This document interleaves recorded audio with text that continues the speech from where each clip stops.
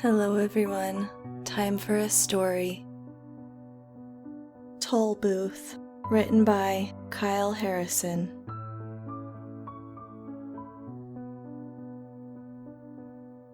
This job is typically very quiet.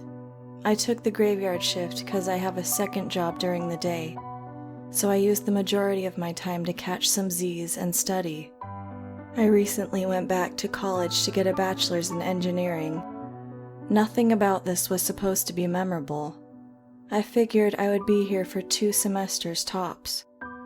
It's been a little longer than that, but I still think I'll be out of here soon, and after what I experienced tonight, I'm determined to get away. As you might have guessed by now, we don't get many customers on this stretch of the turnpike. There's a lot of people who prefer to just speed on the main interstate, or truckers that have electronic equipment that lets them go past us without even so much as a horn toot. Most of my shift is spent just making sure that everyone obeys traffic laws, collecting a few dollars here and there from the motorists that likely just took a wrong turn. Half the time, I even let them through for free. I mean, come on, it's usually 2 a.m., and they are trying to get somewhere.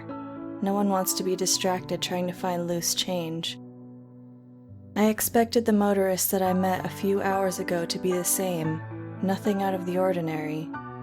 But something was off from the first vehicle this night. It was a family of 4. The dad was driving, and they seemed to be in a hurry to get past. "3:30, sir," I said after he pulled up to my window. He didn't even look me in the eye. The kids were unusually quiet, I thought, but then I shrugged it off. It was late and they probably had been traveling for a while. He passed me the exact amount and kept his eyes on the road ahead. "Where are you headed?" I asked.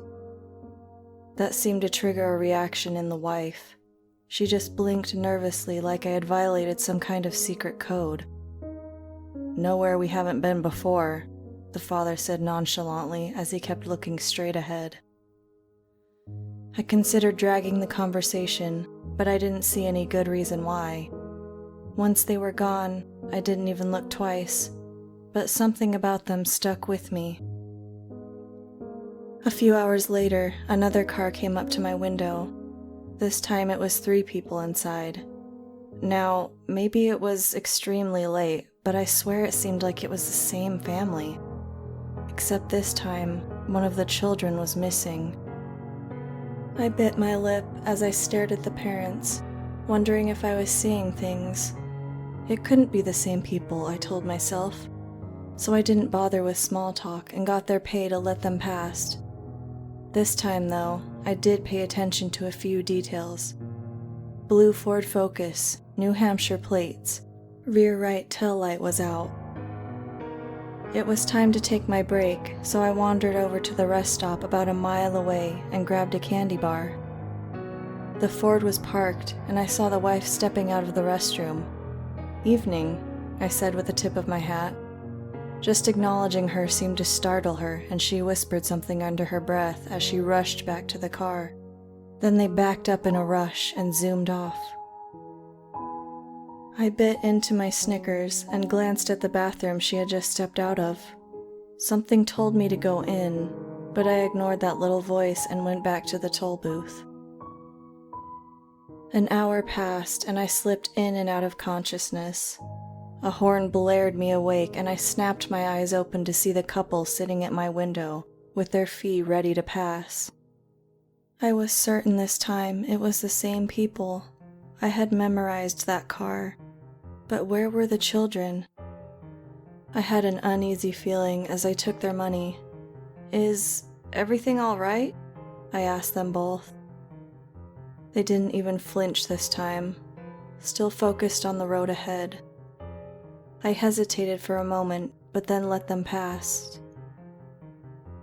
This had to be my mind playing tricks with me. After all, the turnpike doesn't even meet up with the main highway for another good 30 miles. To get back on and then turn around just to come here again, it would take at least 4 hours. Plus, it would be lunacy.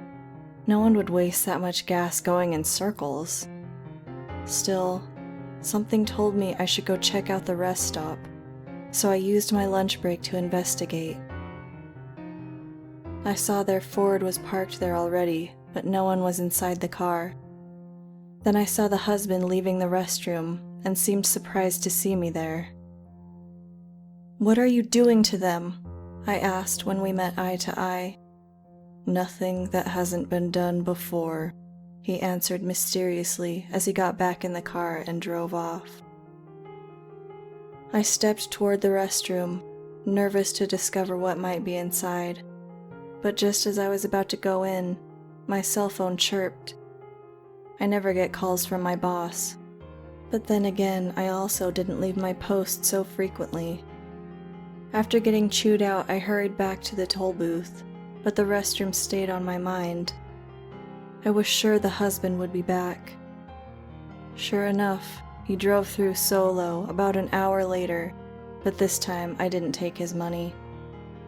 "You're not going anywhere until you tell me what you did to your family," I warned him. He still was looking toward the road, the money being offered for my silence, but I refused it. "Take me to them," I ordered. He didn't respond, but he parked his car and unlocked his doors. I knew it would likely be dangerous to go, but I just couldn't ignore the opportunity to discover the truth. I turned off my cell and hopped in, watching as we drove to the rest stop. The husband didn't say a word. He just got out and then started walking to the restroom before disappearing inside. I waited. 10 minutes passed, and then 15, so I got tired of waiting and went to see what was up. I was imagining finding all the corpses of this picture-perfect family inside, slaughtered by their psycho father. But the restroom was empty. None of them were there. Stranger still, when I got back out, the car was gone. I had to walk back to the toll booth. When I got back, I turned on my phone and found out from my boss that I'm going to lose this job because of my bizarre behavior. It's nearly the end of my shift, and I have gotten this empty feeling in my stomach. Something horrible happened to that family, and I have no idea what, but I think I'm about to find out. I see a shape moving toward me in the mist. It's the Ford. There is no one at the wheel. The car is simply driving itself and stopping at my toll booth. Then the doors unlock.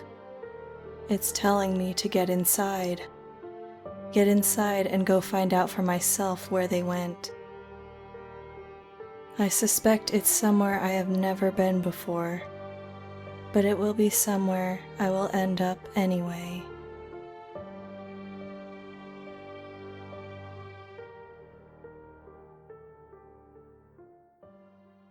Have a good day, everyone. Remember to give thanks to these wonderfully talented authors that let me read their stories.